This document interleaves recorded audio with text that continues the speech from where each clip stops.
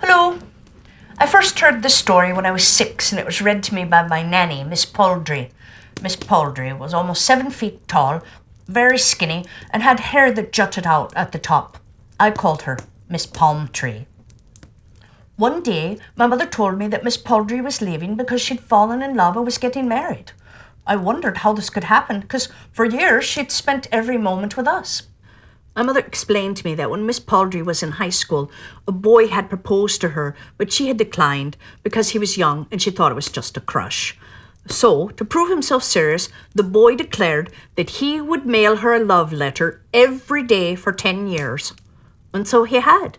Every day for 10 years, Miss Poultry received a letter, each more beautiful and passionate than the other. "And now she's going to marry him," I said. "No," said my mother. "Miss Poultry has fallen in love with the mailman." Love is like that, you know. Which you'll see now in this story, Cinderella or the Little Glass Slipper by Charles Perrault. Once there was a gentleman who married, for his second wife, the proudest and most haughty woman that was ever seen. She had, by a former husband, 2 daughters of her own, who were indeed exactly like her in all things. He had likewise, by another wife, a young daughter, but of unparalleled goodness and sweetness of temper, which she took from her mother, who was the best creature in the world. No sooner were the ceremonies of the wedding over, but the stepmother began to show herself in her true colours. She could not bear the good qualities of this pretty girl, and the less because they made her own daughters appear the more odious. She employed her in the meanest work of the house. She scoured the dishes, tables, etc., and cleaned Madam's chamber and those of Mrs. her daughters. She slept in a sorry garret, on a wretched straw bed, while her sisters slept in fine rooms with floors all inlaid, on beds of the very newest fashion, and where they had looking glasses so large that they could see themselves at their full length from head to toe. The poor girl bore it all patiently, and dared not to tell her father, who would have scolded her, for his wife governed him entirely. When she had done her work, she used to go to the chimney corner and sit down there in the cinders and the ashes, which caused her to be called Cinder Wench. Only the younger sister, who was not so rude and uncivil as the older one, called her Cinderella. However, Cinderella, notwithstanding her coarse apparel, was 100 times more beautiful than her sisters, although they were always dressed very richly. It happened that the king's son gave a ball and invited all persons of fashion to it. Our young misses were also invited, for they cut a very grand figure among those of quality. They were mightily delighted at this invitation and wonderfully busy in selecting the gowns, petticoats, and hairdressings that would best become them. This was a new difficulty for Cinderella, for it was she who ironed her sisters' linen and pleated their ruffles. They talked all day long of nothing but how they should be dressed. "For my part," said the eldest, "I will wear my red velvet suit with French trimming." "And I," said the youngest, "shall have my usual petticoat, but then, to make amends for that, I will put on my gold-flowered cloak and my diamond stomacher, which is far from being the most ordinary one in the world." They sent for the best hairdressers they could get to make up their headpieces and to adjust their hairdos, and they had their red brushes and patches from Mademoiselle de la Poche.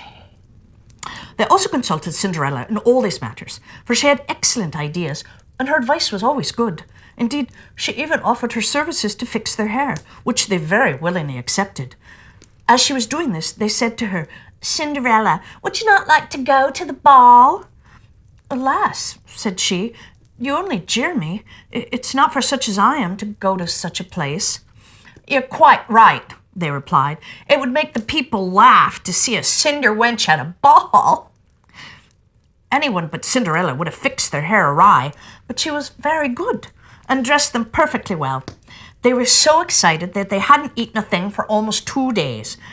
Then they broke more than a dozen laces, trying to have themselves laced up tightly enough to give them a fine, slender shape. They were continually in front of their looking-glass. At last the happy day came. They went to court, and Cinderella followed them with her eyes as long as she could, and when she lost sight of them, she began to cry. Her godmother, who saw her all in tears, asked her what was the matter. I wish I could. I wish I could. She was not able to speak the rest, being interrupted by her tears and sobbing. This godmother of hers, who was a fairy, said to her, You wish that you could go to the ball, is that so? Yes, cried Cinderella with a great sigh. Well, said her godmother, be but a good girl, and I will contrive that you shall go. Then she took her into her chamber and said to her, Run into the garden and bring me a pumpkin. Cinderella went immediately to gather the finest she could get and brought it to her godmother, not being able to imagine how this pumpkin could help her go to the ball. Her godmother scooped out all the inside of it, leaving nothing but the rind. Having done this, she struck the pumpkin with her wand, and it was instantly turned into a fine coach, gilded all over with gold. She then went to look into her mouse trap, where she found 6 mice, all alive, and ordered Cinderella to lift up the little trap door. She gave each mouse, as it went out, a little tap with her wand, and the mouse was at that moment turned into a fine horse, which altogether made a very fine set of 6 horses of a beautiful mouse-coloured dappled grey. Being at a loss for a coachman, Cinderella said, I'll go and see if there's not a rat in the rat trap that we could turn into a coachman. You're all right, replied the godmother. Go and look. Cinderella brought the trap to her, and in it there were 3 huge rats. The fairy chose the one which had the largest beard, touched him with her wand, and turned him into a fat, jolly coachman who had the smartest whiskers that eyes ever beheld. After that, she said to her, Go again into the garden, and you will find 6 lizards behind the watering pot. Bring them to me. Well, she'd no sooner done that than her godmother turned them into 6 footmen, who skipped up immediately behind the coach, with their liveries all bedaubed with gold and silver, and clung as close behind each other as if they had done nothing else the whole lives. The fairy said to Cinderella, Well, you see, you have here the equipage to fit to go to the ball with. Are you not pleased with it? Oh, yes, she cried, but must I go in these nasty rags? Well, her godmother then touched her with her wand, and at the same instant her clothes turned into cloth of gold and silver, all beset with jewels. And this done, she gave her a pair of glass slippers, the prettiest in the whole world. And being thus decked out, she got up into her coach, but her godmother, above all things, commanded her not to stay past midnight, telling her at the same time that if she stayed 1 moment longer, the coach would be a pumpkin again, her horses mice, her coachman a rat, her footmen lizards, and that her clothes would become just as they were before. She promised her godmother to leave the ball before midnight, and then drove away, scarcely able to contain herself for joy. The king's son, who had been told that there was a great princess whom nobody knew, who had arrived, ran out to receive her. He gave her his hand as she alighted from the coach and led her into the hall among all the company. There was immediately a profound silence. Everyone stopped dancing and the violins ceased to play. So entranced was everyone with the singular beauties of this unknown newcomer. Nothing was then heard but a confused noise of, Oh, how beautiful is she! How beautiful she is! The king himself, old as he was, could not help watching her and telling the queen softly that it was a long time since he had seen so beautiful and lovely a creature. All the ladies were busied in considering her clothes and headdress, hoping to have some made next day after the same pattern, provided they could find such fine materials in his able hands to make them. The king's son led her to the most honourable seat, and afterwards took her out to dance with him. She danced so very gracefully that they all more and more admired her. A fine meal was served up, but the young prince ate not a morsel, so intently was he busied in gazing at her. She went and sat down by her sisters, showing them 1,000 civilities, giving them part of the oranges and citrons which the prince had presented her with, which very much surprised them, for they did not know her. While Cinderella was thus amusing her sisters, she heard the clock strike 11 3/4, whereupon she immediately made a curtsy to the company and hurried away as fast as she could. Arriving home, she ran to seek out her godmother, and after having thanked her, she said she could not but heartily wish she might go to the ball the next day as well, because the king's son had invited her. As she was eagerly telling her godmother everything that had happened at the ball, her 2 sisters knocked at the door, which Cinderella ran and opened.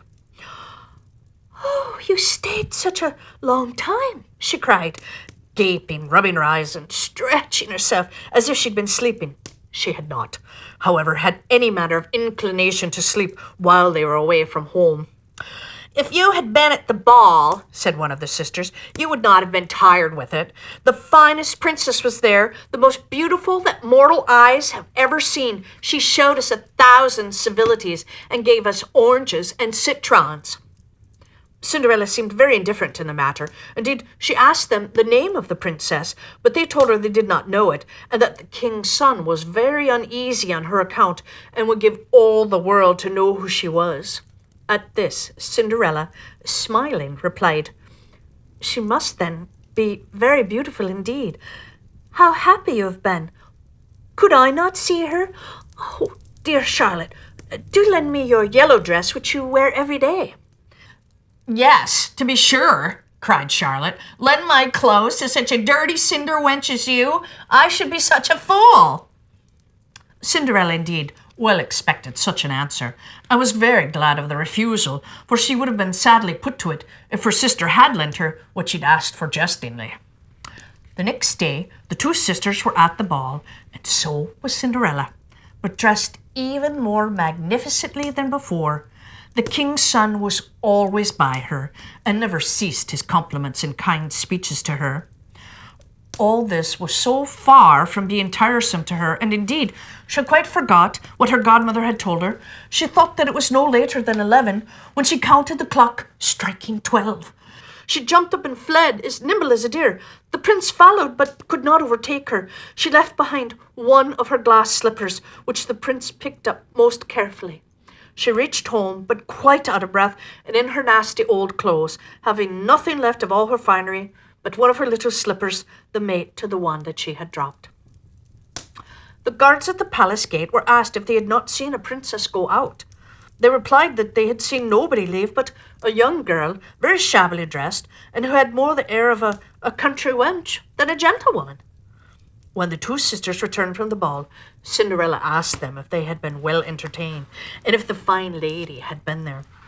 They told her yes, but that she'd hurried away immediately when it struck 12, and with so much haste that she dropped one of her little glass slippers, the prettiest in the world, which the king's son had picked up, that he had done nothing but look at her all the time at the ball, and that most certainly he was very much in love with the beautiful person who owned the glass slipper.